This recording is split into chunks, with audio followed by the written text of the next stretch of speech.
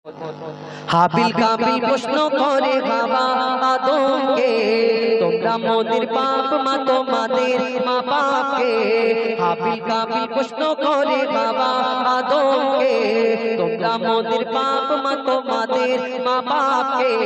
বলো তোমাদের বলো কি তাদের নাম ছিল, বলো তোমাদের বলো কি তাদের নাম ছিল।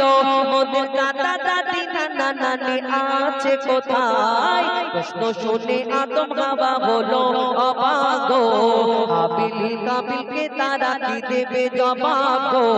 দুজনে আল্লাহ বলে সিজদাতে যায় চলে, দুজনে আল্লাহ বলে সিজদাতে যায় চলে। বলে মাসুম ছেলে মোদের কাছে একই জানতে চায়। হাবিল কাবিল প্রশ্ন করে হাওয়া আদমকে, তোমরা মোদের বাপ মা তোমাদের মা বাপকে। কি উত্তর? তাদের বাপ মানে সেই সম্পর্কে পিতা আদম তার দুই সন্তানকে কি বলে কবি সেই সম্পর্কে আরো কি লিখছে দেখো। ওই বলছে আদম শোন তোরা শোন, মানব জাতির মাঝে সৃষ্টি আমি প্রথম। ওর বাজিরার হাড়ে খোদা হাওয়াকে গড়ে, আর গন্ধম খেলাম দুনিয়ায় এলাম জান্নাত ছেড়ে।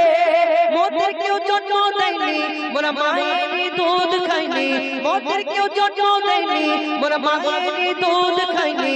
পাইনি মোরা মা বাপের ভালোবাসা, মোদের নেই বাবা মোরা এতিম দুজনা।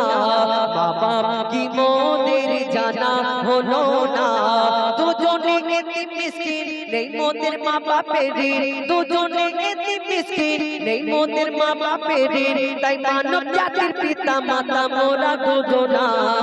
হাবিল কাবিল প্রশ্ন করে বাবা আদমকে, তোমরা মোদের বাপ মা তোমাদের মা বাপকে।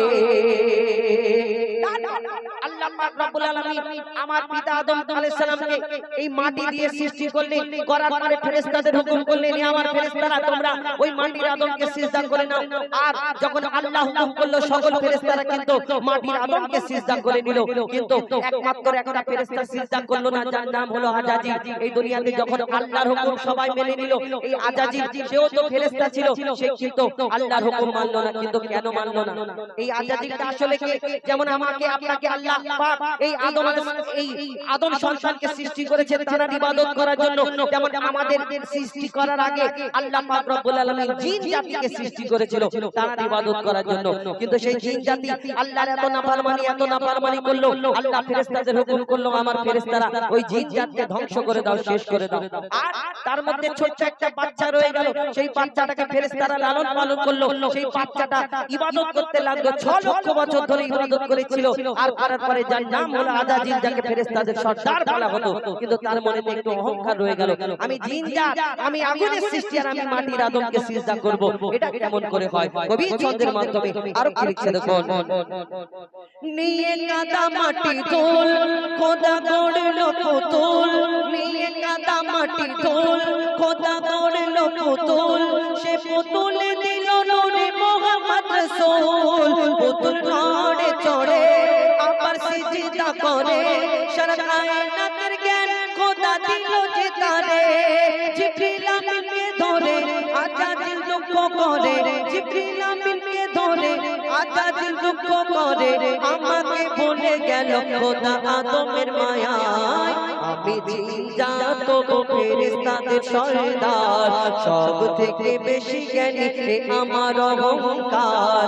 আগুনে আমার জনম আর মাটিতে গড়া আদম, আগুনে আমার জনম আর মাটিতে গড়া আদম। আর আদমকে সে সিজদা দেবে আমার দুটি পায়। হাবিল কাবিল প্রশ্ন করে বাবা আদমকে, তোমরা মোদের বাপ মা তোমাদের মা বাপকে। বলো তোমাদের বলো কি তাদের নাম ছিল, মোদের দাদা দাদি নানা নানি আছে কোথায়? হাবিল কাবিল প্রশ্ন করে বাবা আদমকে, তোমরা মোদের বাপ মা তোমাদের মা বাপকে। ফরমাইশ মোতাবিক একটি